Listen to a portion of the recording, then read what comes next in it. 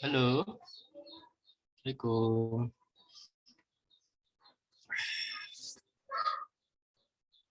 Waalaikumsalam Bapak. Ya.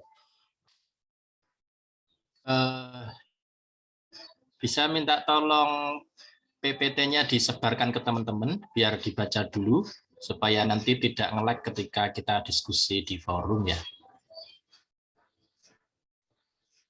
Halo. Halo Bapak. Assalamualaikum Pak Kowim. Waalaikumsalam warahmatullahi wabarakatuh.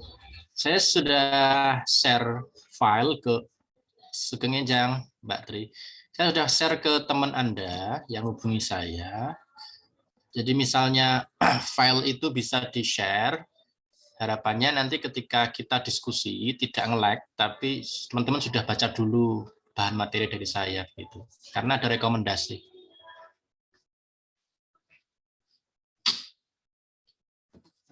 Iya Pak, siap.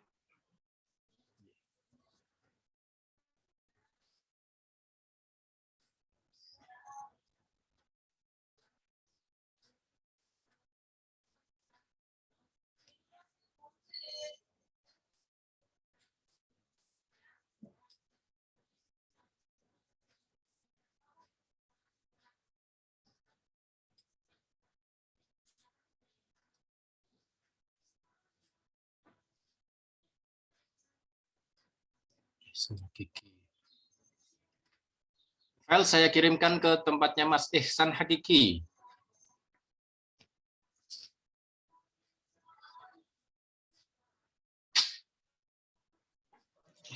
Iya Pak.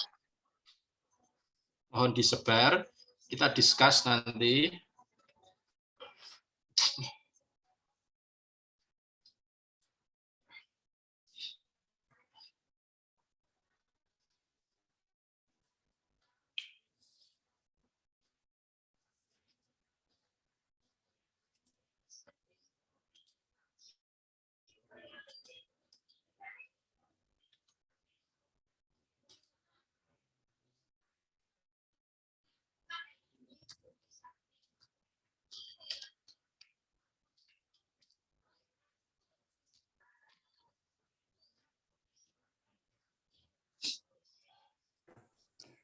Baik, saya mulai. Bismillahirrahmanirrahim. Assalamualaikum warahmatullahi wabarakatuh. Waalaikumsalam warahmatullahi wabarakatuh. Yang terhormat Bapak Kepala Program Studi Pendidikan Fisika Dr. Andes Nur Untoro MSI, yang kami hormati Sekretaris Program Studi Pendidikan Fisika Dr. Winarti MPDSI, yang kami hormati narasumber kita pada hari ini Bapak Muhammad Kowim SAG MAG, yang kami hormati Ketua HMPS Pendidikan Fisika periode 2022 Saudari Tri Wahyu Lestari beserta jajarannya, dan yang kami hormati seluruh peserta webinar kajian bulanan yang berbahagia. Puji syukur marilah kita panjatkan kehadirat Allah Subhanahu wa taala karena pada hari ini kita dapat berkumpul di ruang virtual ini dengan keadaan sehat walafiat.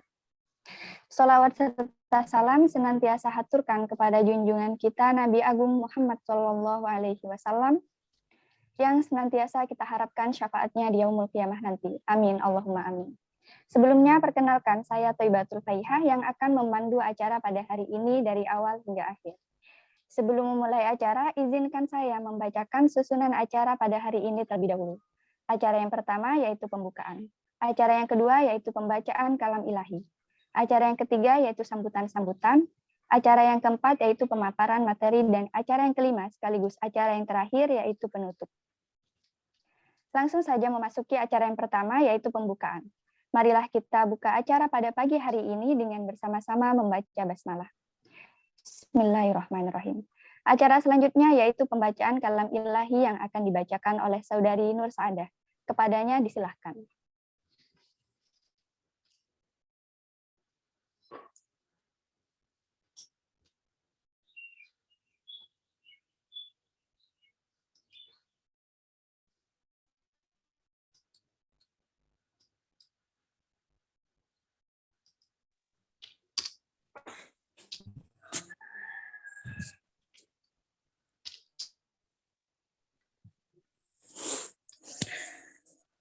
A'udzu billahi minasyaitonirrajim.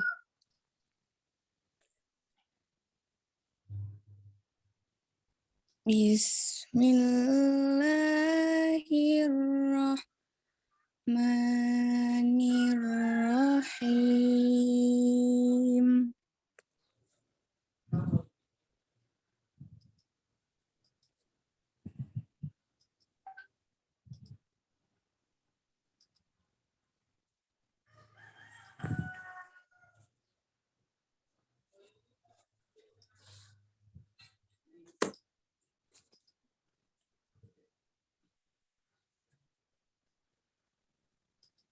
Ya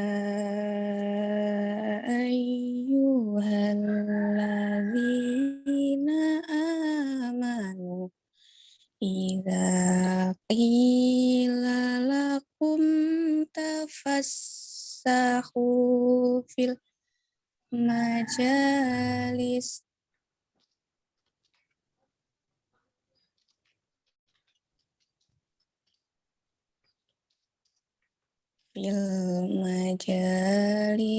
fafsahu yafsahillahu lakum.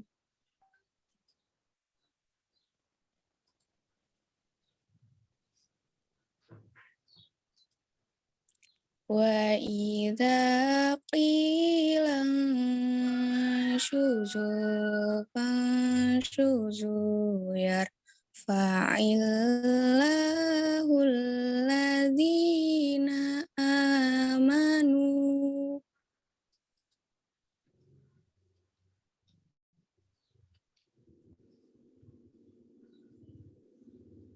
yarfa'illahu alladzina amanu minkum walladzina utul ilma darajat.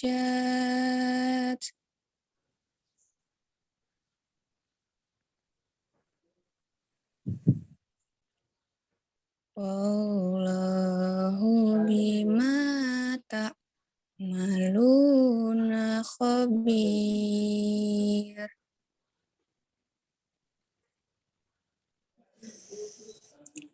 Wahai orang-orang yang beriman,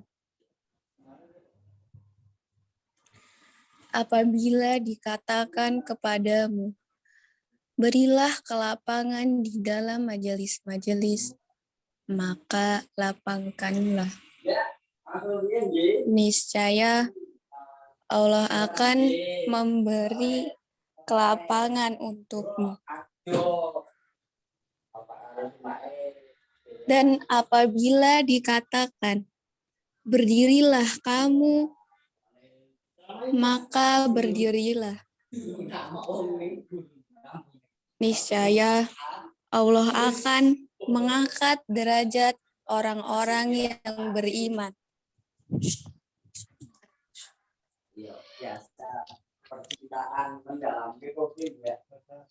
Di antaramu dan orang-orang yang diberi ilmu beberapa derajat. Dan Allah Maha teliti apa yang kamu kerjakan. Shadaqallahul adzim. Maha benar Allah atas segala firman-Nya. Shadaqallahul adzim. Semoga yang mendengar dan membacakan dapat balasan yang setimpal dari Allah Subhanahu wa taala. Baiklah, untuk acara selanjutnya yaitu sambutan-sambutan. Sambutan yang pertama yaitu sambutan dari Ketua Panitia. Kepada Saudari Dian Eka Kurniawati, disilahkan.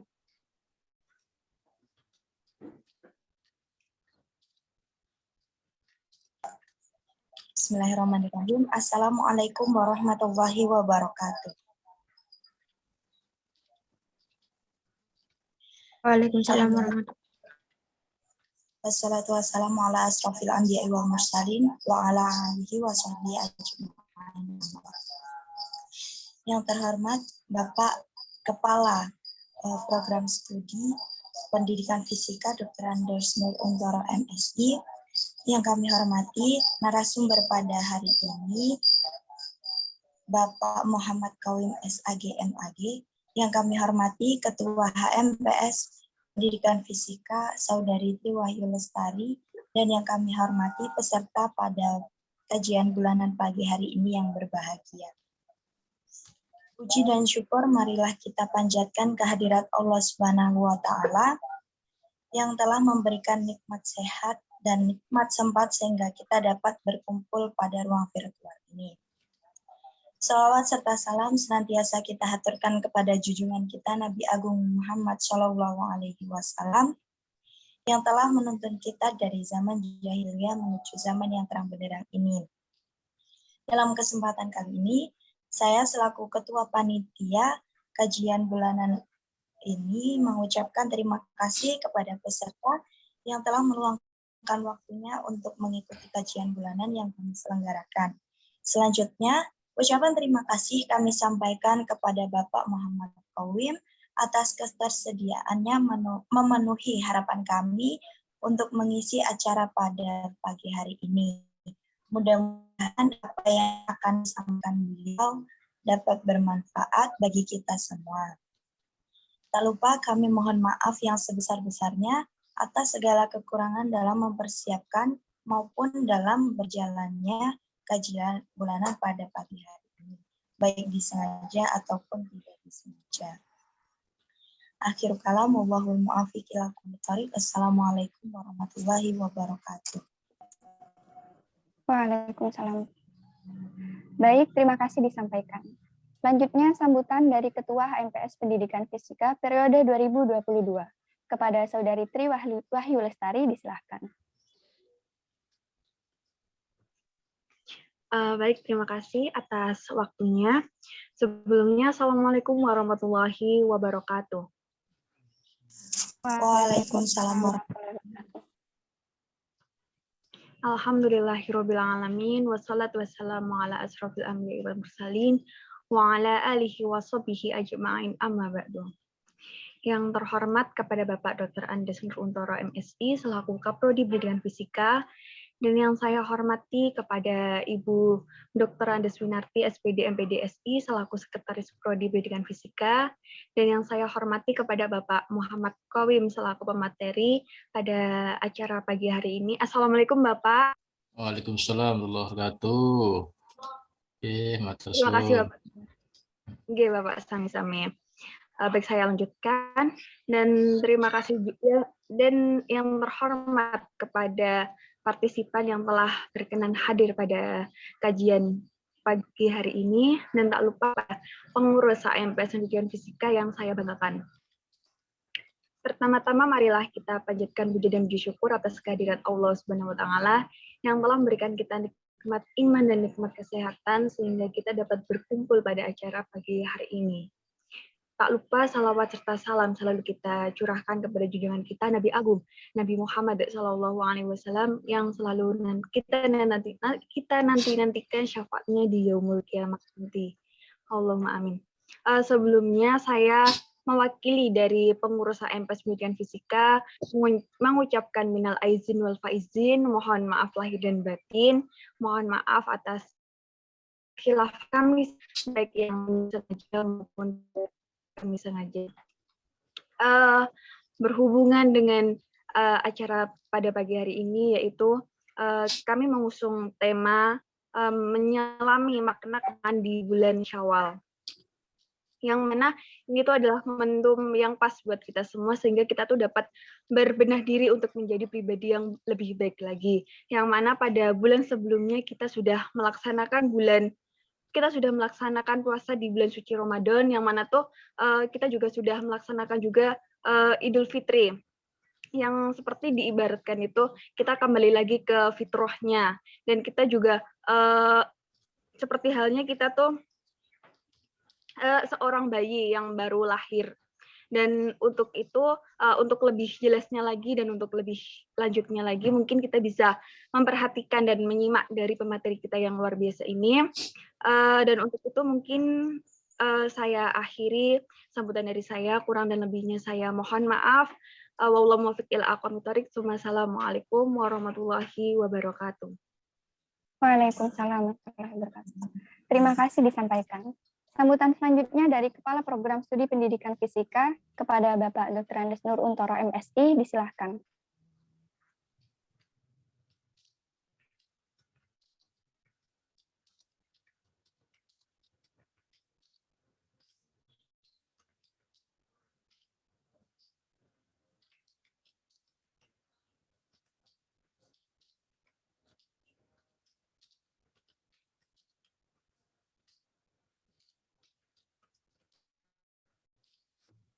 Baik, dikarenakan Bapak Nur Untoro sedang ada kendala, mungkin akan saya lanjutkan.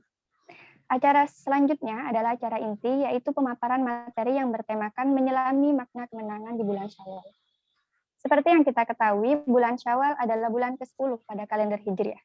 Bulan ini juga merupakan bulan kemenangan bagi umat Islam setelah menjalani ibadah puasa Ramadan. Yang mana pada tanggal pertama di bulan ini, umat Muslim merayakan Hari Raya Idul Fitri yang menjadi akhir dari bulan puasa Ramadan. Kita sebagai umat Muslim hendaknya memahami lebih dalam makna kemenangan pada bulan Syawal ini sebagai motivasi diri untuk menjadi umat yang berkualitas dan bertakwa kepada Allah Subhanahu wa Ta'ala. Oleh karena itu, webinar kali ini mengusung tema menyelami makna kemenangan di bulan Syawal yang akan dibahas lebih lengkap oleh narasumber kita hari ini, yaitu Bapak Muhammad Qawim SAG MAG, yang merupakan dosen Universitas Islam Negeri Sunan Kalijaga, sekaligus pengasuh pesantren Joglo Alif. Langsung saja tanpa berlama-lama, mari kita simak pemaparan materi dari narasumber kita. Kepada Bapak Muhammad Qawim, waktu dan layar saya persilahkan. Baik. Assalamualaikum warahmatullahi wabarakatuh. Waalaikumsalam warahmatullahi wabarakatuh. Oh, izin untuk share screen ya guys ya. Enggak, Bapak. Ini host mendisable saya. Oke. Oke, sekarang sudah bisa.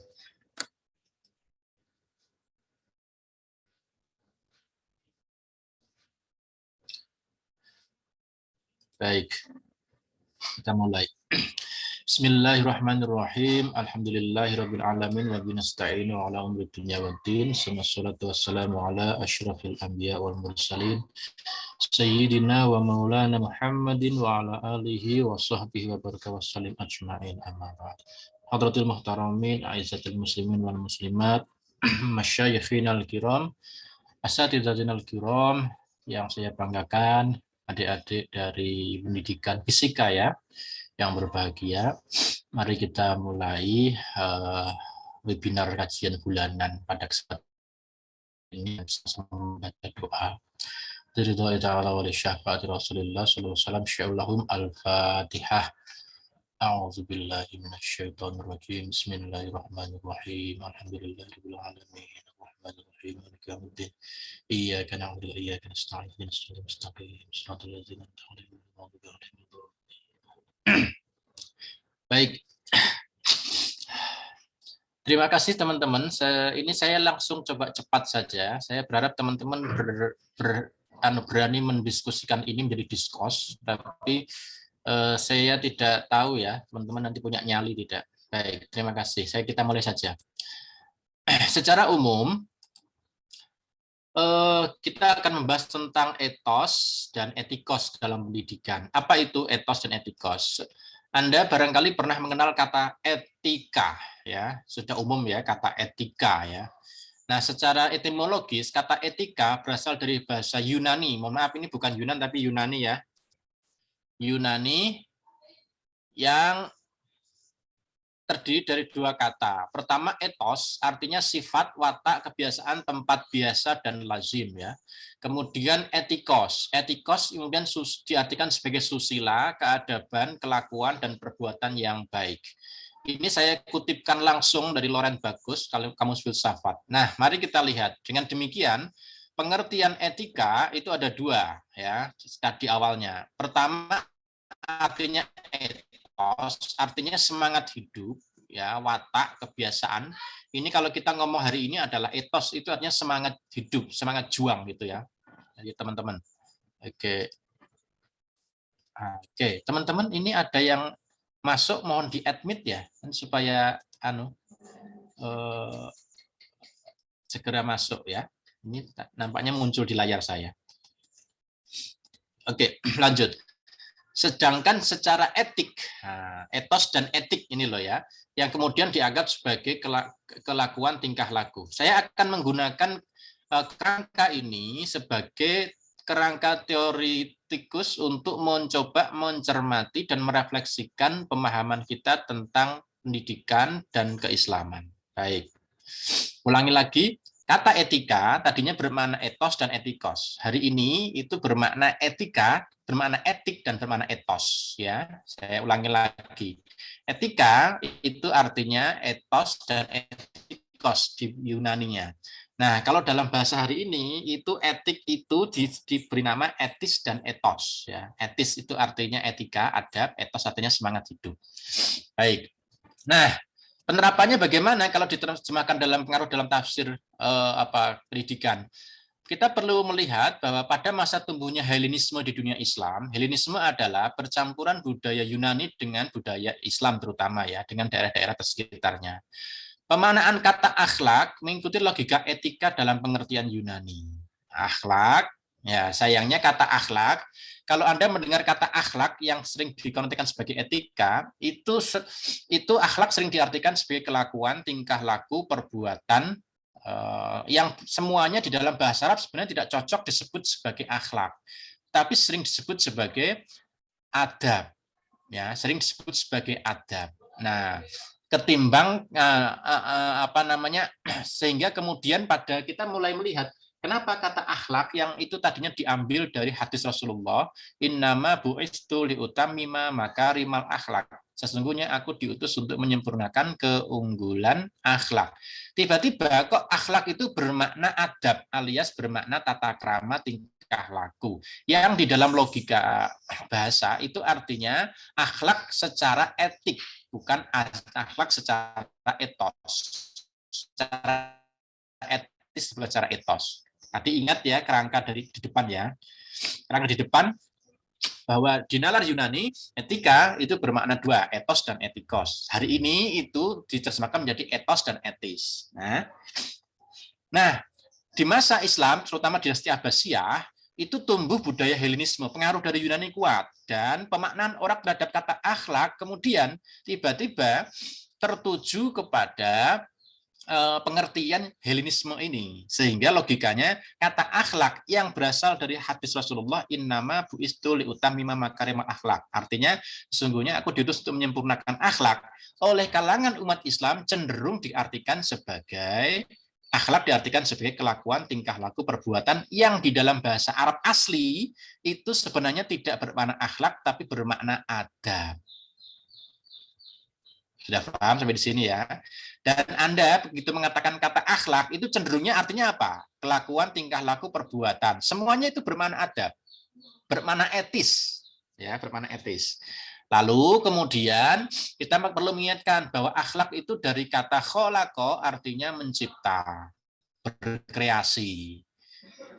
Allah Sang Maha Pencipta kita sebut, the creator itu kita sebut al-khaliq. Kita yang tercipta, creature, itu artinya kita sebut makhluk. Prosesnya namanya itu akhlak. Jadi akhlak itu kreativitas.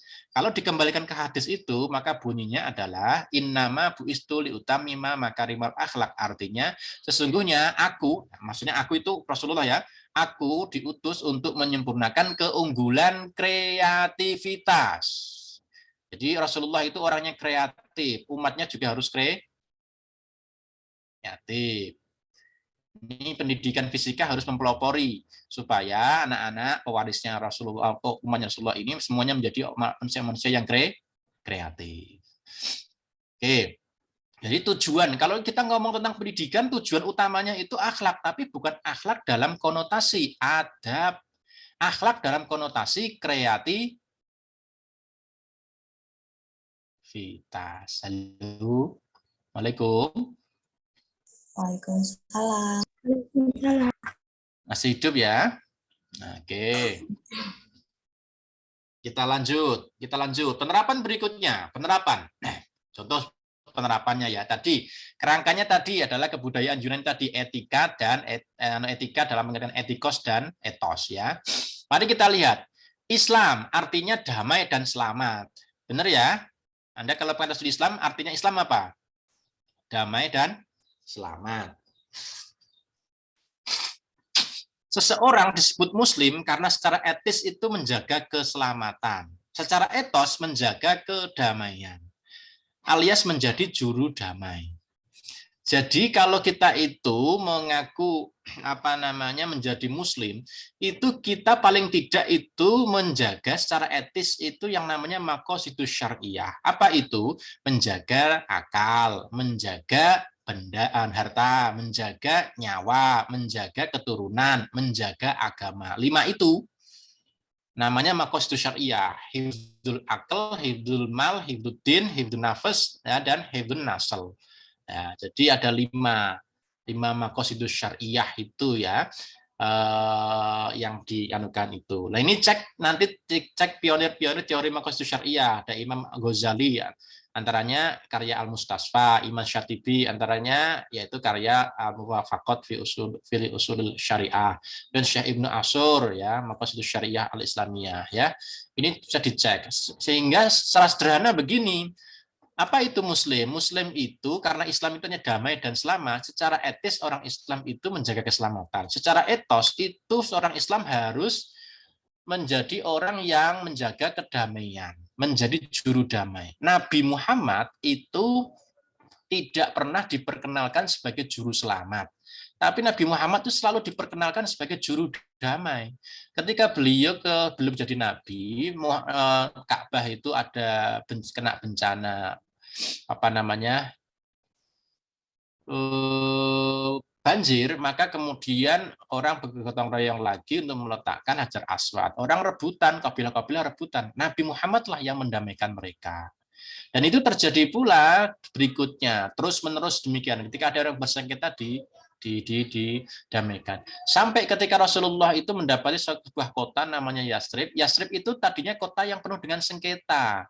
Ya, ada banyak pedagang-pedagang, ada gembala-gembala di sana yang itu saling berebut pengaruh. Rasulullah datang kemudian mendamaikan mereka, membawa piagam namanya piagam Madinah. Jadilah kotanya disebut piagam Madinah. Itu adalah kerja-kerja juru damai.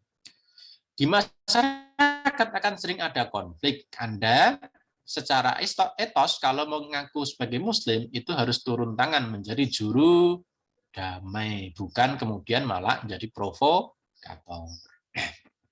Takwa juga demikian. Takwa artinya menjaga dan takut. Ya, kok bisa Pak menjaga dan takut? Seorang penakut di dalam bahasa Arab disebut dengan takin. Ya, takin. Kalau mutakin artinya pengendali rasa takut. Seseorang disebut mutakin itu karena secara etis menjaga diri dan secara etos mengendalikan rasa takut. Akan selalu ada logika etis dan logika etos. Akan selalu ada logika etis dan logika etos di dalam term-term Islam. Sehingga ini yang perlu kita kembangkan lebih lanjut nanti di dalam tafsir-tafsir keislaman kita dan tafsir-tafsir kependidikan kita. Yang kedua, berikutnya ada sikap kritis. Sikap kritis. Ulama kontemporer menjelaskan nalar kritis atau nalar naqdi sebagai nalar di atas nalar taklidi dan nalar ijtihadi. Jadi nalar ada 3 dalam beragama itu. Yang pertama, orang kalau keberagamaannya cuma ngikuti, tidak tahu dalilnya, cuma ngikuti, itu sering disebut sebagai orang taklidi. Nalarnya taklidi, maunya taklid saja, ya. Tetapi kalau orang itu mau naik ke atas sedikit, namanya nalar ijtihadi. Dia beragama tidak hanya sekedar ngikut, tapi sudah tahu dalilnya. Misalnya, kenapa kamu sholat itu terawih menggunakan 2 rakaat salam? Nah, karena saya ngikuti. Kenapa kamu sholat terawih itu 8 rakaat? Saya ngikuti dalil dari Aisyah. Kenapa kamu gunakan terawih itu kok 20 rakaat? Saya gunakan dalil dari Abu Hurairah. Jadi orang yang ijtihadi itu melakukan satu kegiatan, satu tindakan itu karena sudah tahu dasarnya. Oke, itu namanya nalar ijtihadi. Tapi nalar naqdi itu di atasnya, guys. di atas nalar taklid ya, dan di atas nalar ijtihad ya. Lalu bagaimana maksudnya? Nalar nakdi itu dia memilih satu sikap bukan karena dia cuma tahu alasannya dia, tetapi juga dia tahu pandangan lain yang berkaitan dengan pilihannya itu. Jadi ibaratnya, Anda itu mencari pacar bukan karena tidak ada manusia lain. Misalnya Mbak Thayyibatul Faihan ini ya, itu mencari pacar. Ternyata itu dia cuma kenalnya satu cowok, itu di seluruh dunia cuma yang dikenal satu cowok, cuma itu. Itu namanya tresno jalanan orang Anolio, ya, bukan tresno jalanan Jangka Kulino. Yang namanya orang itu kalau nalarnya kritis, itu mungkin kalau Mbak Dian Eka nyari pacar, itu nyari pasangan hidup lah gitu ya. Itu bisa jadi dia kenal 10 cowok, tapi dia akan milih satu cowok. Jadi dia kenal banyak cowok, tetapi itu bukan alasan dia untuk tidak menentukan sikap. Dia kenal banyak cowok dan dia mencintai cowok satu itu bukan karena tidak kenal yang lain. Maksudnya gimana Pak? Gini loh, kalau saya memilih sholat taraweh itu 8, itu bukan karena saya hanya kenal dalilnya taraweh 8. Tapi saya juga tahu dalilnya yang mengatakan taraweh itu 20. Lalu kemudian secara kritis saya menentukan sikap. Paham belum? Kalau saya memilih taraweh itu 20 bukan karena saya tidak kenal taraweh 8. Saya ngerti dalilnya dua-duanya dan saya mempertimbangkan yang ini. Jadi saya memilih ormas saya A atau B itu bukan karena saya tidak kenal ormas A, B, C, D, E, dan seterusnya. Sudah paham sampai di sini? Misalnya Mbak Dian Eka milih cowok, milih pasangan hidup, itu sekali lagi sama saya katakan, itu bukan karena dia cuma kenal satu cowok di dunia itu. Cuman kenal dalilnya, kamu kenapa ini? Itu sama seperti Anda kalau milih cowok kok. Kamu pengennya kalau milih cowok itu di Mbak Eka pengennya dipilihkan atau milih sendiri? Milih sendiri, Bapak. Nah, kalau milih sendiri harus tahu alasannya, namanya ijtihad. Kalau kamu ngikut, pokoknya saya ngikut apa kata Pak Kowim, itu artinya kamu ijtihad taklidi. Tapi kalau Pak saya milih sendiri aja Pak, itu namanya ijtihadi. Tapi kamu ijtihadi belum mumtaz, no. Kalau kamu kenal banyak cowok dan kamu kenal karakter masing-masing, kamu kenal itu, lalu kemudian mengatakan, Kak saya milih yang ini Pak. Karena apa? Nah itu artinya kamu nakdi alias kritis. Nah, ini cara ulama kontemporer untuk menggambarkan tingkatan-tingkatan penalaran sampai pada nalar kritis. Ya. Sampai pada nalar kritis. Oke. Sehingga ketika mengatakan demikian, kita perlu mengingat lagi hari ini orang-orang itu memperkenalkan istilah gharib, istilah dalam bahasa yang dulu dikenal dalam hadis itu namanya gharib. Hadisnya berbunyi ja'al islamu ghariban. Jadi Islam itu datang dalam kondisi gharib. Lalu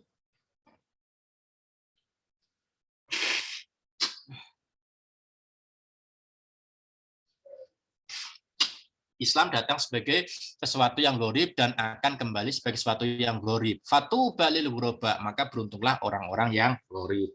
Sayangnya hadis ini kemudian diartikan oleh banyak karangan bahwa kata gharib artinya sering diterjemahkan sebagai kata asing. Jadi seolah-olah Islam datang sebagai sesuatu yang asing dan akan kembali sebagai sesuatu yang asing. Maka fatuba lil ghuraba, maka beruntunglah orang-orang yang asing. Perhatikan, sampai di sini kemudian jadi aneh penerjemahan ini. Maka perlu dikembangkan lagi bagaimana nalar yang tadi di atas kerangkanya, etis dan etos. Secara etis, gharib itu artinya asing dalam artian anti mainstream. Ya, dalam artian anti mainstream.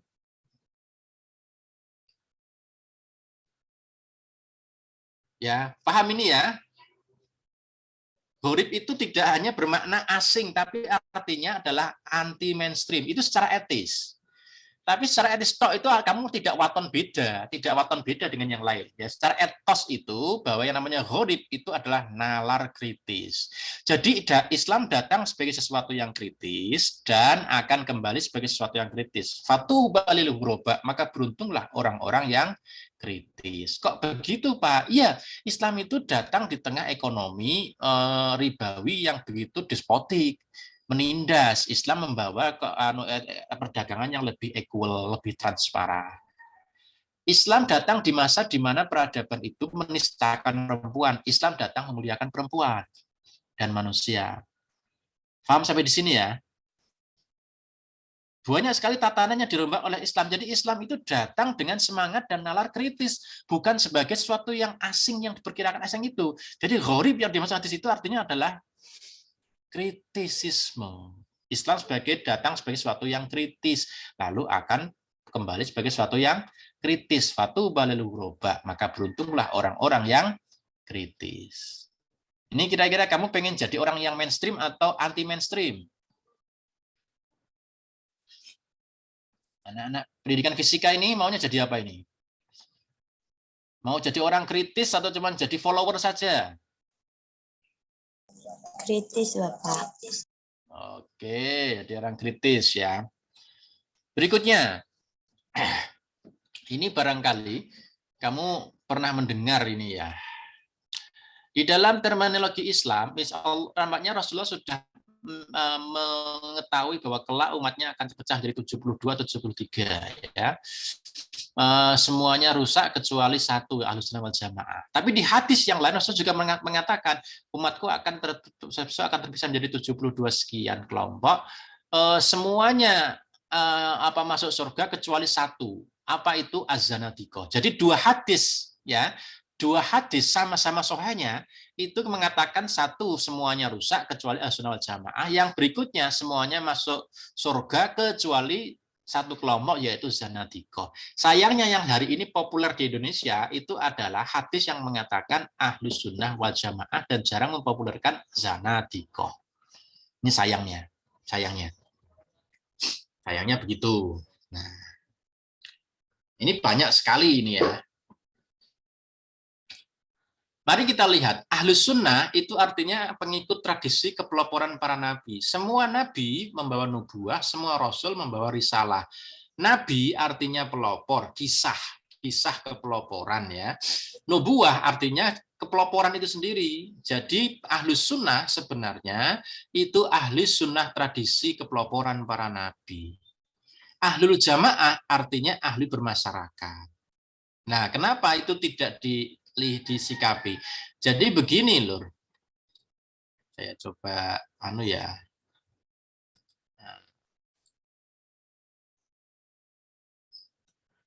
Jadi Ahlus Sunnah itu artinya ahli tradisi ya, maksudnya tradisi kepeloporan para nabi ini ya.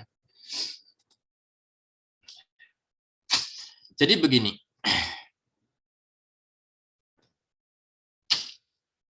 singkat kata, Ahlus Sunnah wal Jamaah, jadi karena para nabi itu punya kepeloporan masing-masing, misalnya Nabi Adam alaihissalam itu mempelopori peradaban dengan cara memuliakan dan melestarikan peradaban keluarga, institusi sosial bernama keluarga. Ketika hari ini orang yang menghargai tradisi pranata yang bernama keluarga, mereka menjadi chaos. Ya. Lalu kita lihat lagi apa? Nabi Nuh alaihissalam itu kemudian menjadi tokoh peloporan maritim. Pada saat semua orang itu sukanya ke daratan, Nabi Nuh alaihissalam mengingatkan, ayo kita perlu mengkaji peradaban samudra. Maka dibuatlah Sabahtera ya dan seterusnya. Nabi Soleh itu hidup di mana manusia itu sukanya berburu, maka diajari caranya beternak. Nabi Idris sukanya mengkaji, dari kata darosa Idris artinya nabi peneliti, nabi pengkaji. Lalu begitu juga ketika Nabi Ibrahim alaihissalam merevolusi tradisi politik bangsa-bangsa ya. Tadinya sebelum Nabi Ibrahim mengembangkan ajarannya, tradisi politik seluruh dunia itu namanya tradisi tribalisme, kesukuan. Tradisi politiknya kemudian dirubah menjadi tradisi nasionalisme, dari kata nation artinya bangsa, isme faham-faham kebangsaan. Doa beliau, Rabbi j'al hadza baladan aminan wajnubni wa baniya anak budal asnam. Gusti, jadikan negeri ini negeri yang aman dan jauhkan aku dan keturunanku agar tidak menyembah berhala. Konteksnya negeri yang aman, maka yang dimaksud dengan berhala atau berhala dalam hal ini pastilah bukan hanya berhala arca, melainkan berhala-berhala kebangsaan. Apa itu artinya? Berhala kebangsaan itu artinya kalau misalnya Dian Eka atau Thayyibatul Faihar ini mengaku sebagai orang Indonesia, tapi kok masih menganggap Jawa lebih tinggi daripada Sunda, Sunda lebih tinggi daripada Banjar, Banjar lebih tinggi daripada Bugis, Bugis lebih tinggi daripada Padang, dan seterusnya, maka sebenarnya itulah kesukuan-kesukuan itu menjadi berhala-berhala kebangsaan. Kalau masih mengatakan bahwa partaiku lebih paling heboh, paling ini dan seterusnya, itu namanya berhala kebangsaan. Nah, itu. Di Al-Qur'an itu terdapat 64 kata umat ya. 3 frase menonjol, ada khairu ummah, umatan wasaton, umatan wahidah. Artinya umat yang terbaik, umat tengah-tengah, dan umat yang tunggal. Dengan kata lain, besok kelak para Rasulullah itu memamerkan seluruh umatnya ya di hadapan para nabi yang lain ini. Umatku hebat. Nah, Rasulullah itu umatnya banyak, tapi tidak hanya karena banyaknya, tapi karena apa? Tadi itu loh akhlak, kreativitasnya. Maka jangan mengira bahwa umatnya Rasulullah itu hanya umat Islam. Jangan mengkerdilkan umatnya Rasulullah. Umatnya Rasulullah itu banyak. Ya, umatnya Rasulullah itu banyak. Nah, Pak termasuk yang non-muslim? Iya, termasuk yang non-muslim. Loh, kalau begitu sama, Pak. Kedudukannya ya nggak sama dong. Umat yang banyak itu akan ada yang layak hanya untuk dikasihani. Ya. Ada umat yang layak hanya dikasihani, tapi ada umat yang layak untuk disayangi. Tapi ada lagi umat yang tidak hanya layak disayangi, tapi dikangeni juga sama Allah. Pertanyaan saya, Anda pengen jadi umat yang umatnya Rasulullah yang hanya layak dikasihani, layak disayangi, ataukah malah layak untuk dikangeni?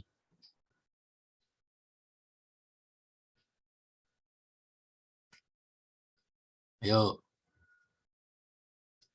Anda pengennya jadi bagian umat Rasulullah yang cuman dikasihani,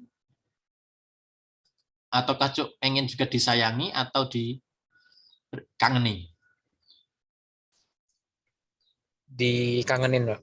Dikangenin, berarti ya. Jadi LDR itu tidak masalah, guys ya. LDR tidak masalah. Yang penting si dia kangen dengan kita, sayang dengan kita. Betul enggak?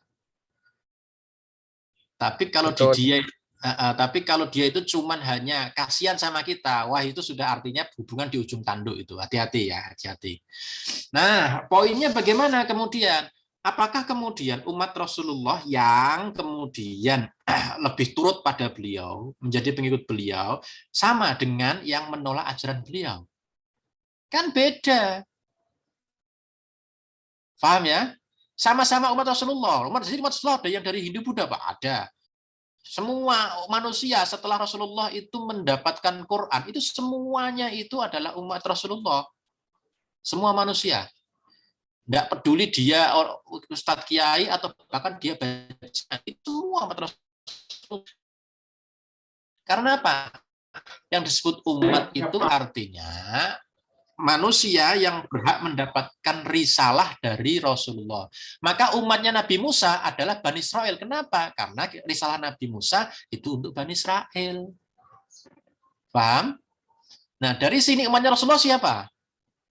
Assalamualaikum. Waalaikumsalam. Umatnya Rasulullah siapa kalau demikian?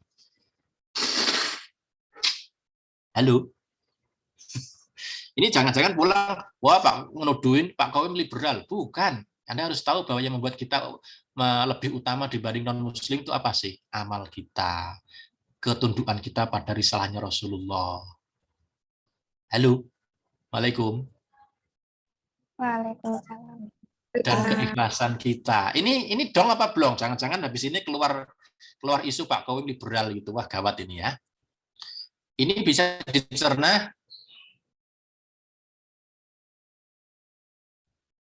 Oh, gitu. Ya, ini sudah. Jadi yang membedakan. Jadi apakah sama-sama Rasulullah, apakah posisi umat Islam beda sama dengan umat Nasrani, Yahudi, Buddha dan seterusnya, Pak? Saya akan mengatakan ya beda lah. Ada umat yang layak disayangi, ada umat yang layak dikangeni, bahkan ada umat yang cuma layak dikasihani. Anda milih yang mana? Anda milih yang mana? Halo, Waalaikumsalam. Waalaikumsalam. Waalaikumsalam. Anda milih yang mana? Dikangeni, dikasihani, disayangi, ataukah dikangeni? Dikangenin, Pak. Dikangeni. Jadi Anda tahu caranya, tekniknya Anda dikangeni? Tahu tekniknya? Orang yang dikangeni ya gimana? amalan-amalan yang bergantung dengan itu, Pak. Perintah gitu. Oke, yang pertama be a good boy, kan begitu ya kalau Cano ya. Terus kemudian apa lagi? Kamu punya prestasi, kamu punya kontribusi, kan begitu akhirnya. Jadi good boy toh nggak punya kontribusi ya sama saja. Nah, itu yang disebut kalau bahasa Qurannya adalah amanu wa amilus solihah. Ya toh. Nah, sekarang berlanjut ke sini. Lalu hadis yang berikutnya yang jarang dipopuler di Indonesia. Saya nggak tahu kenapa kok bisa begitu ya. Yaitu Rasulullah sudah memkirakan besok kelak kita akan terpisah menjadi 72 sekian kelompok, 70 atau sekian kelompok, 72 atau sekian kelompok. Semuanya itu masuk surga kecuali az-zanadiqah. Siapa itu zanadiqah? Zanadiqah adalah mufrad, jamaknya dari zindik. Mufradnya zindik ya. Jadi zindik itu bentuk jamak, bentuk tunggalnya adalah zindik. Artinya tidak konsisten antara status atau wewenang sosial dan tanggung jawab sosialnya. Misalnya ada orang tua tapi menolak tanggung jawab sebagai orang tua, lebih berkelakuan kayak bocah. Akhirnya jadinya bocah tua nakal. Assalamualaikum. Ini jadinya az-zanadiqah. Ada pemimpin, mestinya berkelakuan sebagai pemimpin itu apa namanya? Sebagai pemimpin itu ngayomi dan sebagainya, malah minta perlindungan kepada wong cilik. Ini yang ngoyoworo, sehingga repot. Ngaku statusnya guru, tapi kelakuannya tidak bisa digugu, tidak bisa ditiru. Itu semua adalah az-zanadiqah. Ya. Punya status, punya kewenangan sosial, tapi tidak linear antara tanggung jawab dan kewenangannya. Artinya begini loh, dia itu statusnya apa, kelakuannya apa. Itu namanya az-zanadiqah. Paham sampai di sini? Oke. Lanjut, penerapan berikutnya. Ini satu teori banyak sekali ya. Satu teori, ini kata Rob. Sering dalam Fatihah itu Robbil Alamin. Diartikan sebagai Tuhan semesta alam. Kata sebenarnya, kata Rob itu artinya adalah merawat, mengatur, mendidik, dan memelihara. Ini seakar dengan kata tarbiyah. Fakultas Anda adalah Fakultas Ilmu Tarbiyah dan Kegurian. Kata tarbiyah, akar katanya sama dengan kata Rob, yang artinya merawat, mengatur, mendidik, dan memelihara. Ada satu kaidah utama bahwa laulal murabbi lama araftu rabbi. Itu ada laulal ulama lama araftul anbiya. Kalau saja tidak ada ulama, aku tidak akan mengenal para nabi. Laulal murabbi, kalaulah tidak ada murabbi, murabbi itu pendidik, lama araftu rabbi, maka aku tidak akan mengenal Rabbi Tuhanku. Nah, maka kita perlu melihat kata Rob itu sebenarnya apa pengertiannya. Rob itu artinya merawat, mengatur, mendidik, dan memelihara. Jadi tarbiyah itu pendidikan itu artinya sebenarnya dari kata Rob itu merawat, mengatur, dan memelihara. Maksudnya bagaimana Pak? Di dalam teologi Islam, di dalam sistem ketuhanannya orang Islam itu Allah diyakini menjadi Tuhan sejati bukan hanya karena Allah telah menciptakan seluruh alam semesta. Toh Anda tidak pernah minta untuk diciptakan. itu sama dengan Anda lahir dari ibu bapak, tapi Anda tidak pernah minta dilahirkan dari keduanya. Oke, jadi belum tentu orang tua yang telah melahirkan Anda bisa Anda akui sebagai orang tua sejati. Kalau mereka belum, nah ini Allah disebut sebagai, diyakini sebagai Tuhan sejati dalam teologi Islam itu karena Allah telah berkenan merawat, mengatur, mendidik seluruh alam semesta. Kalau tidak dididik, diatur, dirawat oleh Allah, maka alam semesta ini chaos. Antar planet akan tabrakan, antar anu akan tabrakan, gravitasi menjadi benturan dan seterusnya. Nah, jadi Allah diyakini dalam agama Islam, diyakini menjadi Tuhan sejati, itu bukan hanya karena Allah telah menciptakan alam semesta, tapi karena Allah juga berkenan untuk merawat, mengatur, mendidik, dan memelihara. Maka kesejatian itu milik bagi mereka yang mampu merawat, mengatur, mendidik, dan memelihara. Kalau Anda cuma bisa melahirkan, menciptakan, Anda layak disebut Malik. Tapi begitu Anda itu sudah merawat, mengatur, mendidik, dan memelihara, Anda layak disebut Mulk atau Malik. Ya, Mulk itu kerajaannya, Malik itu rajanya. Nah, di dulu ada masih pada tahun era 80-an ulama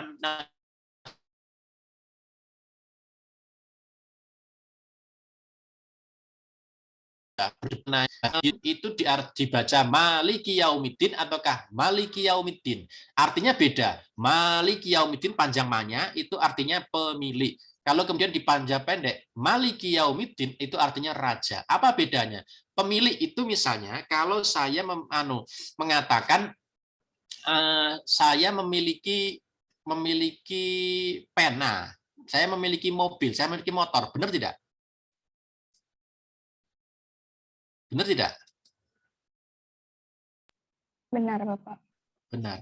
Tapi kalau saya bilang saya memiliki Thayyibatul Faihah, saya memiliki Dian, saya memiliki Ihsan, benar tidak? Tidak.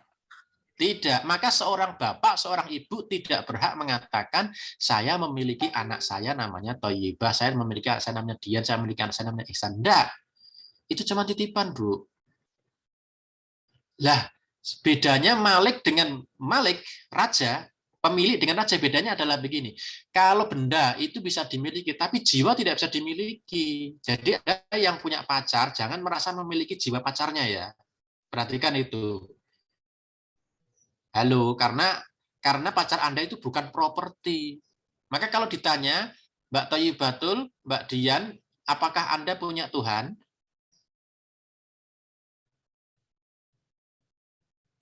Apakah Anda punya Tuhan? Silakan dijawab.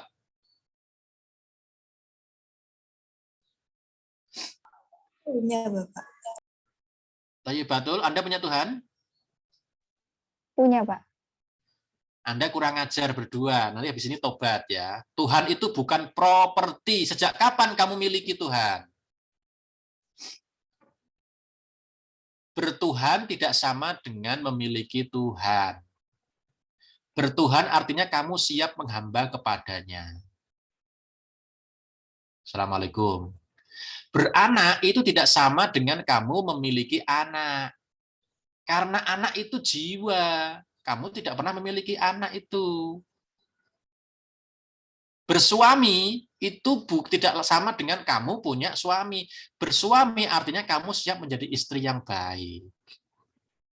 Dong apa belum? Dong apa belum? Halo. Dong, Bapak. Sekarang saya tanya, kamu punya Tuhan tidak? Tidak. Loh, malah gawat lagi. Aduh, wayah ini. Saya bertuhan Bapak, Tuhan saya Allah Subhanahu wa taala. Gitu malah tidak ya, malah aneh semua malah. Wah, habis ini kacau ini ya. Jadi saya punya Tuhan yang tidak hanya sebagai properti, tapi saya adalah hamba yang siap menghamba padanya. Bukan gitu ya. Oke, jadi itu bedanya yang punya pacar jangan merasa pacarnya adalah miliknya. Perhatikan, itu adalah titipan. Begitu dia meninggal, kamu siap untuk mencari jodoh yang lain. Itu jelas begitu, karena kita itu tugasnya adalah merawat cinta ya. Mbak Tri juga yang baru nongol itu tadi. Oke, kalau raja itu artinya itu dia memenangkan hatinya sebenarnya. Jadi kalau misalnya Raja Yogyakarta, itu dia tidak memiliki jiwa-jiwa, tetapi dia memiliki teritorial. Assalamualaikum. Waalaikumsalam. Raja itu karena dia menguasai teritorialnya. Ya. Loh Pak, itu Raja Dangdut Pak, teritorialnya mana Pak? Namanya teritorial virtual, namanya apa? Wilayah ketundukan kita pada wilayah seni tertentu. Raja Dangdut, Rhoma Irama, Raja. Tapi dia bukan pemilik jiwamu gitu loh bro. Dong apa belum ya? Nah. Jadi dengan kata lain, mendidik itu, ya sekali lagi, ini juga sama loh ya. Tadi ulangi, kesejatian itu hanya milik bagi mereka yang mampu merawat, mengatur, mendidik, dan memelihara. Ini terlalu banyak cewek, sedikit yang perempuan sejati. Karena perempuan sejati bukanlah ia yang bisa nyari gebetan, bisa mana, bisa melahirkan, dan sebagainya. Tapi perempuan sejati itu adalah perempuan yang mampu merawat, mengatur, mendidik, dan memelihara. Di antara sekian banyak ini ada Ihsan, ada Ibnu Mu'alifin. Ini terlalu banyak ini cowok ini ya. Sedikit yang laki-laki sejati. Karena laki-laki sejati sekali lagi bukan hanya yang pintar cari gebetan, yang pintar narik jadi playboy atau mengendoki perempuan, bukan.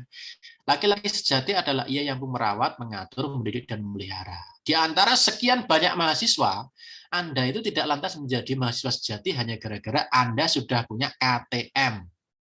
Kartu tanda? Kartu tanda apa? KTM, KTM. Saya nggak dengar, loh, di mute. KTM apa artinya? Kartu tanda mahasiswa. Ya, kartu tanda Masya Allah itu ya. Tapi Anda perlu tahu, hanya gara-gara kamu punya KTM, kamu belum layak untuk disebut sebagai mahasiswa sejati. Karena mahasiswa sejati itu adalah mahasiswa yang mampu mengatur, merawat, mendidik, memelihara seluruh potensinya. Halo? Jangan merasa jadi mahasiswa sejati UIN Sunan Kalijaga hanya gara-gara kamu punya KTM UIN Sunan Kalijaga ya. Tunjukkan bahwa kamu mahasiswa sejati dengan cara mampu merawat, mengatur, mendidik, dan memelihara seluruh potensimu. Kesejatian adalah milik bagi mereka yang mampu merawat, mengatur, mendidik, dan memelihara. Maka, perhatikan, mendidik itu adalah gaya hidup yang buruk. Saya ulangi, mendidik itu adalah gaya hidup yang buruk, apapun strategi, teknik, dan metodenya. Mendidik hanya baik ketika jadi pilihan dan jalan hidup. Maka berhentilah bergaya mendidik. Jangan sok mendidik. Yang dibutuhkan itu artinya integritas. Kamu misalnya mulang TPA sekalipun, kalau cuma gaya-gayaan mendidiknya itu gak bakal diturut sama adik-adikmu. Tapi kalau kamu punya integritas dari jalan hidupmu, pilihan hidupmu, insya Allah dengan sendirinya mereka nanti akan mendekat. Jadi, please berhenti bergaya mendidik. Karena mendidik bukan gaya hidup yang baik, apapun strategi, teknik, dan metodenya. Ini saya buat ekstrim ya. Saya buat ekstrim kalimatnya. Supaya orang terhenyak. Loh, kok begitu Pak? Iya, karena mendidik itu hari ini sudah terlalu banyak orang yang bergaya mendidik. Di YouTube ada, di Instagram ada. Ya toh? Kabeh sok-sok mendidik itu, tapi karena tidak punya integritas, akhirnya semuanya pencitraan. Ya mungkin diduga karena orang-orang yang melakukan pencitraan ini itu tidak mau merepotkan malaikat Raqib Atid, sehingga mereka mencatatkan amal perbuatannya di sosial media. Barangkali begitu ya. Lanjut. Kata Maliki Yaumiddin yang sering diartikan sebagai pemilik atau raja yaumiddin. Yaumiddin itu secara etis diartikan hari kiamat. Etos diartikan era tamadun, era beradab. Kok begitu, Pak? Yaum artinya adalah era, ad-din artinya agama. Di dalam sejarah Rasulullah ada kota Yasrib yang dulunya itu bertengkar, berkelahi terus-menerus ya. Lalu kemudian oleh Rasulullah dibuat lebih rapi dengan piagam Madinah. Namanya Madinah. Madinah itu isim zaman dan isim makan. Ini kalau dalam bahasa Arab namanya ada isim zaman, isim makan. Artinya adalah kata waktu dan kata tempat. Jadi kata tempat dari ad-din itu adalah Madinah. Artinya tempat bertamadun, tempat berperadaban. Itu namanya Madinah. Ya. Jadi yaumiddin bisa jadi adalah terjemahannya dari terjemahkan di Rasul adalah dengan kata Madinah. Yaum kan era. Sama. Yaum artinya era. Madinah bisa bermakna era. Ad-din. Paham ya? Dengan kata lain ini kalau teman-teman itu bermimpi membangun pendidikan, yang dibayangkan apa? Madinah. Tapi bukan Madinah kota sana, tapi era berperadaban. Ya. Berikutnya, tadi yang dituju sebagai oleh pembawa acara dan ketua HMPS tadi. Kata al-falah artinya kemenangan. Kemenangan itu kemenangan. Ternyata orang lupa bahwa al-falah juga bermakna kebahagiaan. Ya. Orang sering mengatakan diterjemahkan hayya 'alal falah sing sebagai mari menyambut kemenangan. Tapi kenapa tidak diterjemahkan sebagai mari menyambut kebahagiaan padahal maknanya artinya kemenangan dan kebahagiaan. Nah, ini yang menjadikan orang ketika nanti lebaran itu lebih sering ada pada perasaan menang, padahal menang itu artinya harus ada yang dikalahkan. Betul ya? Maksudnya secara sederhana begini, secara etis, al-falah, kemenangan itu artinya kepuasan pemenang. Sudah perasaan sudah tidak ada lawan. Lawannya adalah lawan diri sendiri kita itu. Tetapi kata al-falah itu perlu diterjemahkan sebagai secara etos. Al-falah itu artinya memang muflihun, artinya orang-orang yang beruntung, artinya orang-orang yang berbahagia. Jadi sebenarnya kata falah itu ada 3 makna. Yang pertama kemenangan, yang 2 kebahagiaan, yang ketiga keberuntungan. Nah, hari ini orang ketika ngomong hayya 'alal falah artinya diartikan sebagai mari menyambut kemenangan, bukan menyambut kemenangan atau bukan menyambut kebahagiaan atau keberuntungan. Bayangkan kalau kamu merasa menang, artinya biasanya merasa ada perasaan sudah mengalahkan sesuatu. Betul tidak? Kalau bukan malah mengalahkan seseorang. Pertanyaan hari ini, orang itu sering bertanya ya kepada orang-orang Islam, limadza ta'akhkharul muslimun? Kenapa orang-orang muslim itu kalah gitu loh. Nah, pertanyaannya sudah salah kok. Orang Islam itu dibuat mengikuti risalah Islam bukan untuk menang kalah, tapi untuk membangun peradaban supaya mereka menjadi khairul ummah, ummah terbaik. Menjadi umatan wasaton, umat yang tengah-tengah, tidak berpihak sana ke sini. Lah itu tujuannya menjadi umatan wasaton, perekat umat yang satu.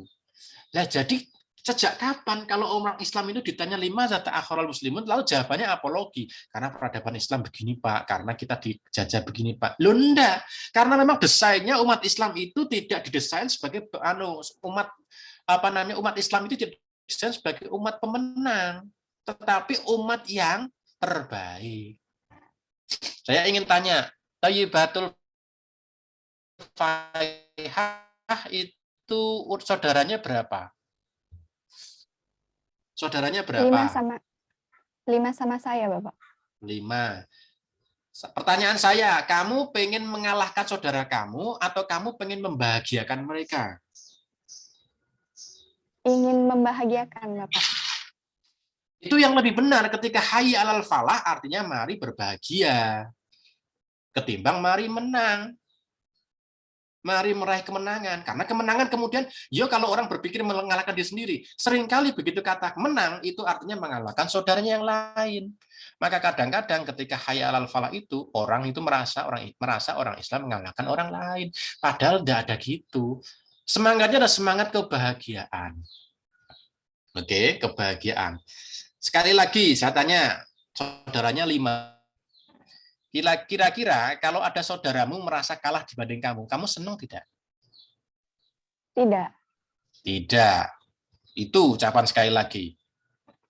Nah, dengan kata lain, sebenarnya ini hasrat untuk lebih membangun kebahagiaan. Dalam bahasanya internasional, sekarang ada SDGs, Sustainable Development Goal.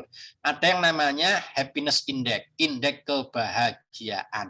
Nah, hari ini dunia sudah indeks kebahagiaan, kita masih mengatakan hayya alal falah sebagai mari menyambut kemenangan, bukan mari menyambut kebahagiaan. Jadi dengan kata lain, pertanyaan yang hari ini berkembang di dunia Islam, limadza ta'akhkharal muslimun, kenapa itu orang Islam tidak diciptakan jadi pemenang, tapi jadi khairu ummah terbaik. Mbak Thayyibah kalau pengen jadi anak saudara terbaik di antara saudaranya, itu pengennya menang atau membahagiakan? Ingin membahagiakan. You see what I mean? Karena untuk menjadi khairu ummah terbaik itu bukan dengan mengalahkan, tapi dengan membahagiakan. Nah, sayangnya faqidu syai' la yu'ti, orang yang tidak punya tidak akan sanggup memberi.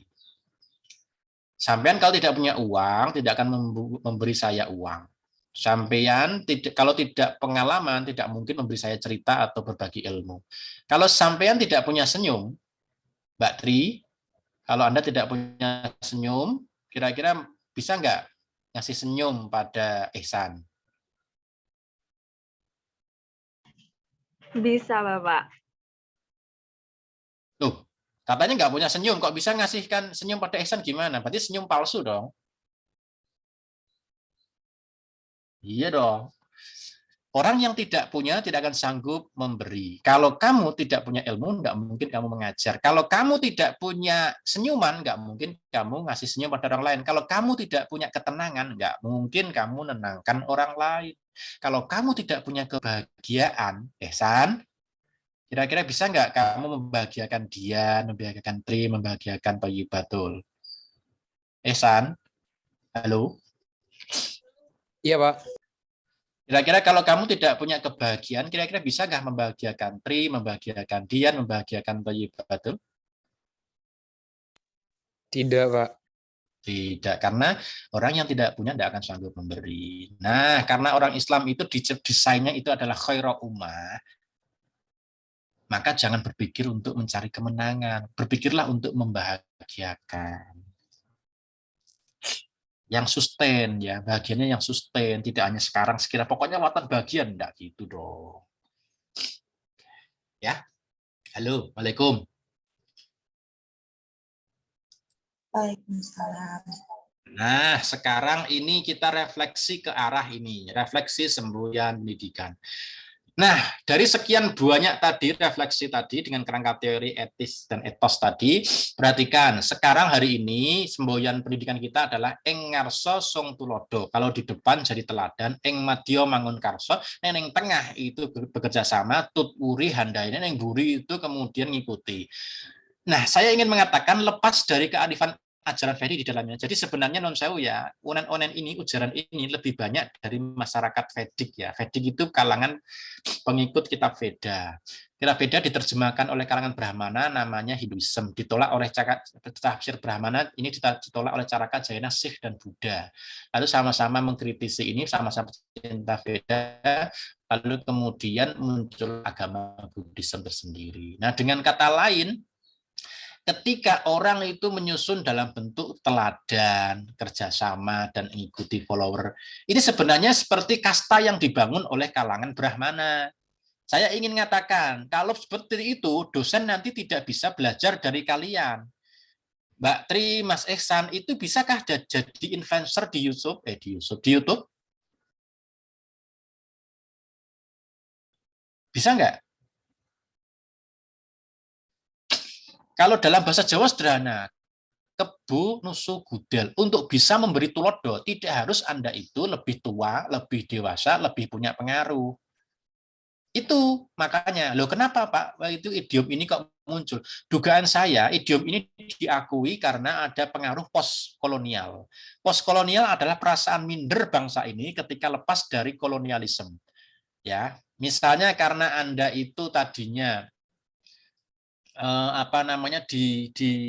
dibully, lalu tiba-tiba ketika Anda itu kelas berikutnya Anda bully adik-adik Anda, itu namanya peristiwa post kolonialisme. Anda ditindas dan besoknya Anda jadi penindas ulang. Ya, Anda dibully ya. Waktu kelas semester 1 ada apa dulu namanya, ospek ya. Sekarang apa namanya? Lupa saya. Apa namanya? Kalau sekarang tuh PBAK, Bapak. Seperti halnya kayak ospek. Iya. Ada bully-bulian nggak? Alhamdulillah tidak ada, Bapak. Kalau yang saya lihat. Berarti sudah insaf ya. Karena dulu kalau seniormu namanya ospek itu ada yang mesti dibully, dibentak-bentak dan sebagainya. Akhirnya itu menurun. Ketika dia dulu dibully, dia benci itu dibully. Tapi ketika dia jadi kesempatan itu membully juga. Itu namanya sindrom postkolonial. Nah, ini saya kira ada pengaruh Vedic di dalam semboyan Engar Sosong Tulodo ini. Suasana postkolonialnya kuat. Saya usul diganti dengan Suro Diro Joyoningrat ya. Artinya apa? Segala angkara, derita dan setapa akan hancur oleh cinta dan rindu. Ini lebih dekat dengan ungkapan Bismillahirrahmanirrahim. Artinya dengan menyebut nama Allah Ar-Rahman yang sering diterjemahkan sebagai Allah Maha Pengasih, Ar-Rahim Allah Maha Penyayang. Itu saya terjemahkan Allah Sang Maha Cinta. Karena cinta maksudnya Allah di dalam tafsirnya. Banyak tafsir dikatakan bahwa sifat Ar-Rahman itu cintanya Allah kepada seluruh alam semesta di dunia dan di akhirat. Sedangkan Ar-Rahim cintanya Allah kepada seluruh alam semesta besok di akhirat saja. Artinya saat ini Allah itu memberi cinta tidak terbatas, tetapi Allah juga kangen besok di akhirat nanti dengan sejumlah arah. Maka saya mengartikan Ar-Rahman artinya Allah Sang Maha Cinta, Ar-Rahim Allah Sang Maha Rindu. Sudah paham ya sampai di sini ya?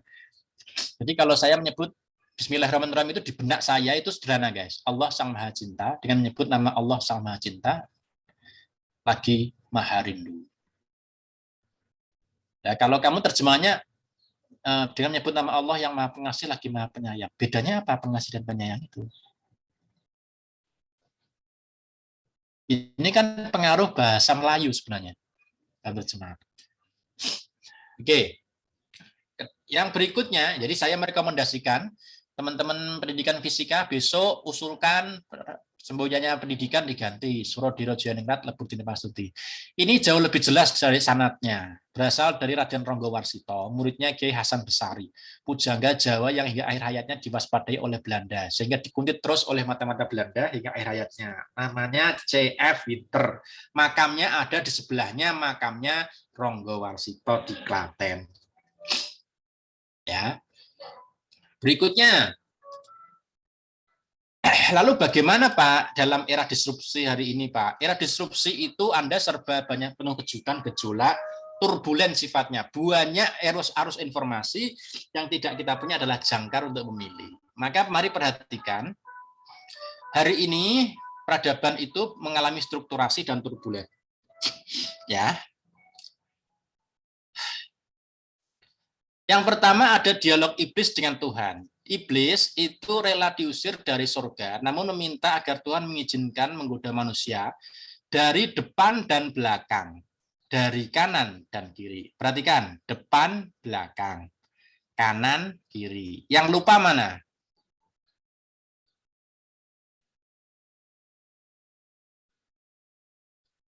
Yang lupa yang mana? Atas dan bawah, Bapak. Atas dan bawah. Perhatikan atas dan bawah. Quran kemudian mengatakan sebuah filsafat seperti halnya tanaman pohon besar yang akarnya menghunjam. Karena ini logikanya orang Arab, di sana jarang tanaman ya, maka bahasanya disesuaikan. Pohon mengakar ke bawah, dahannya menjulang ke atas, jadi kayak bodhisatwa lah kira-kira begitu. Lalu bisa untuk ngiyup semuanya. Nah, di dalam logika Jawa ada namanya filsafat jemparingan. Jemparing tahu ya? Jemparing artinya panah, guys. Anda pernah menonton panah ya? Melihat panah ya? Lihat panah? Melihat panah. Perhatikan panah. Panah itu, anak panahnya itu hanya bisa melesat kalau busurnya ditarik ke belakang.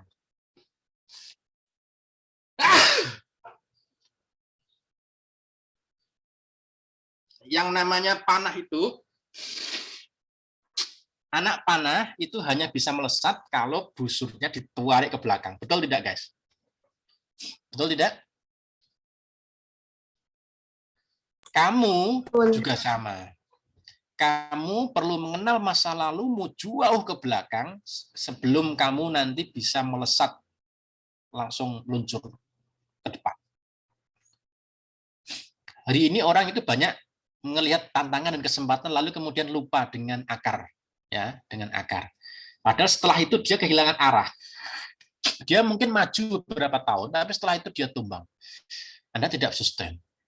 Nah, hampir seluruh ibadah kita itu menggunakan logika jemparingan, guys. Ketika kamu itu berhaji atau umroh, kamu akan ketemu dengan Jabal Rahmah, tempat bertemunya Nabi Adam dengan Ibu Hawa. Namanya Bukit Cinta yang disebut dengan Jabal Rahmah. Lalu kamu ketemu dengan Hijr Ibrahim, lalu ketemu dengan Hijr Ismail. Jadi orang menjadi haji itu, umroh itu dituani peradaban jauh ke belakang. Sama seperti kalau kamu disuruh berziarah ke pahlawan atau napak tilas. Logika itu sama seperti yang dikembangkan oleh dialog iblis dengan filsafat pohon yang tadi kita sebutkan.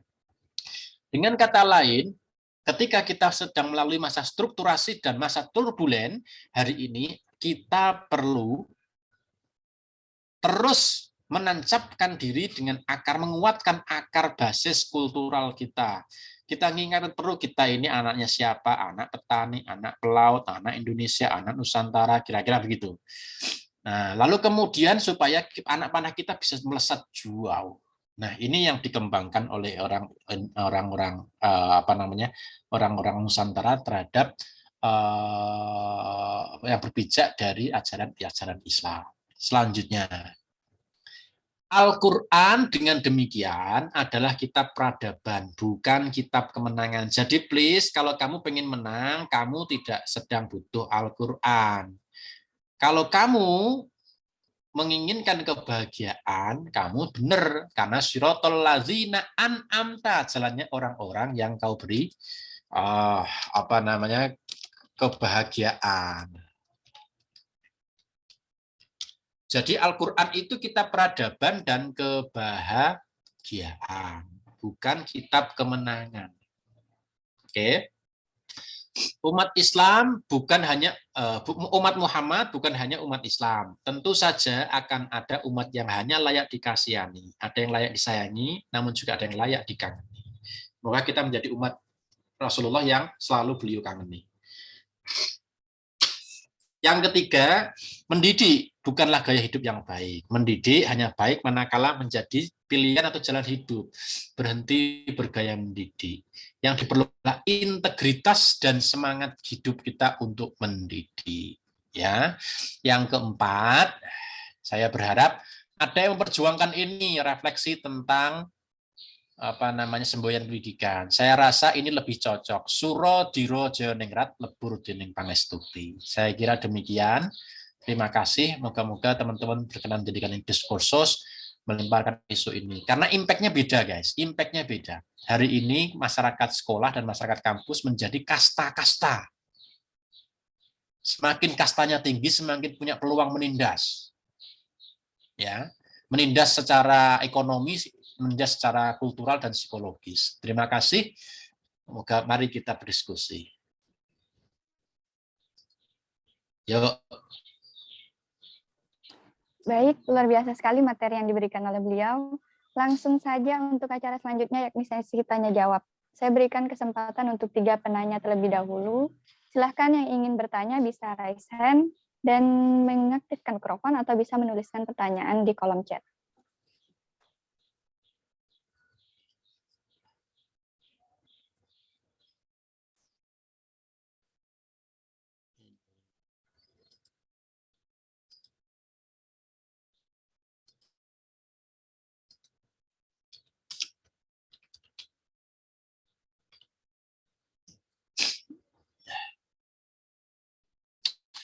Ya, kalau tidak ada pertanyaan, tidak usah dipaksakan. Kamu cukup diskusikan ini di dalam pendidikan fisika. Menurut saya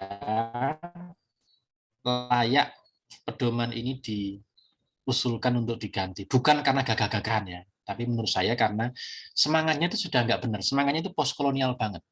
Tentu ini tidak bermaksud untuk mengatakan bahwa Ki Hajar Dewantara itu tidak benar, bukan begitu. Kita perlu menghargai setiap pengalaman kita, tetapi kita perlu membangun semangat terus-menerus, semangatnya lebih fresh, baru, dan kemudian ini dengan semangat yang tidak kalah heboh. Meluruskan lagi visi misi pendidikan di Nusantara dengan meluruskan lagi ini apa namanya semboyannya. Walaupun itu kelihatannya tidak signifikan, tapi itu membawa ide-ide yang lain. Ya, terima kasih. Ini jam 10.37, 1 jam lebih saya ngomong ya. Baik, karena sudah tidak ada yang ingin bertanya, mungkin saya cukupkan. Alhamdulillah rangkaian acara inti pada hari ini sudah berjalan dengan baik. Terima kasih kepada Bapak Qawim yang sudah berbagi ilmunya kepada kita semua. Semoga semua ilmu yang diberikan beliau bisa bermanfaat untuk kita semua. Sebelum melanjutkan rangkaian acara, izinkan saya membacakan ringkasan singkat dari narasumber kita hari ini. Etika berasal dari bahasa Yunan yang terdiri dari 2 kata, yaitu ethos, berarti sifat, watak, kebiasaan, dan tempat biasa. Dan etikos artinya susila, keadaban, kelakuan, dan perbuatan yang baik. Akhlak itu artinya kreativitas. Jadi pada hadis Rasulullah yang berbunyi, innama bu'itsu liutammima makarimal akhlak, yang artinya sungguhnya saya diutus untuk menyempurnakan akhlak manusia, itu artinya menyempurnakan kekreativitasan manusia. Karena Rasulullah itu kreativitas. Islam artinya damai dan selamat. Jadi secara etis, umat muslim harus menjaga keselamatan, dan secara etos, umat muslim harus menjaga kedamaian. Takwa artinya menjaga atau takut. Secara etis, takwa artinya menjaga diri. Secara etos, takwa artinya menjaga rasa takut. Ulama kontemporer membagi tingkatan nalar menjadi 3, yaitu yang pertama, nalar taklidi, yaitu beragama cuma ngikut. Nalar ijtihadi, beragama bukan cuma ngikut, tetapi sesuai dengan dalil. Dan yang terakhir, nalar nagdi, memilih satu sikap bukan karena dia tahu satu alasan, akan tetapi mempertimbangkan beberapa alasan.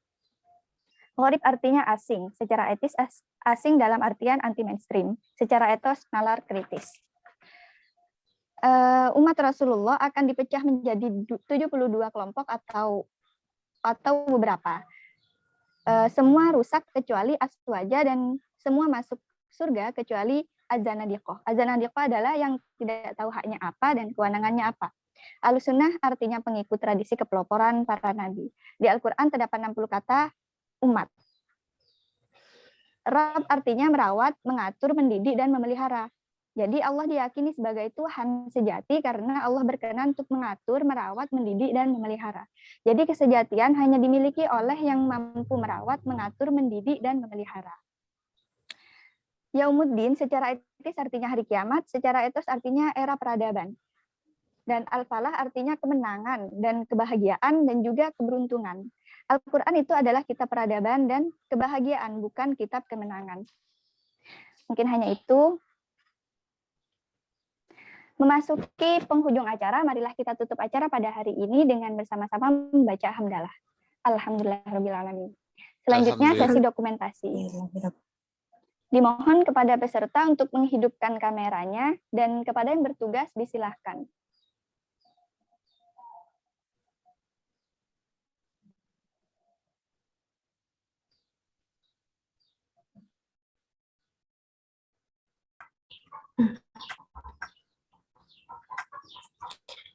Saya hitung ya. 1, 2, 3.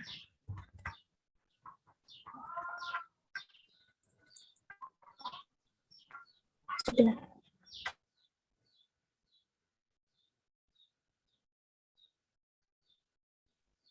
Demikian rangkaian acara webinar kajian bulanan bertemakan menyelami makna kemenangan di bulan Syawal. Semoga apa yang disampaikan oleh narasumber pada hari ini menjadi ilmu baru bagi kita semua. Saya selaku Master Seremoni sekaligus moderator meminta maaf yang sebesar-besarnya apabila ada salah kata maupun perbuatan. Saya Thaibatul Faihah, pamit undur diri. Terima kasih. Wassalamualaikum warahmatullahi wabarakatuh. Waalaikumsalam warahmatullahi wabarakatuh. Wabarakatuh. Saya pamit dulu, J. Makasih Bapak. Terima kasih Bapak. Sama-sama. Terima kasih, Pak. Assalamualaikum. Waalaikumsalam.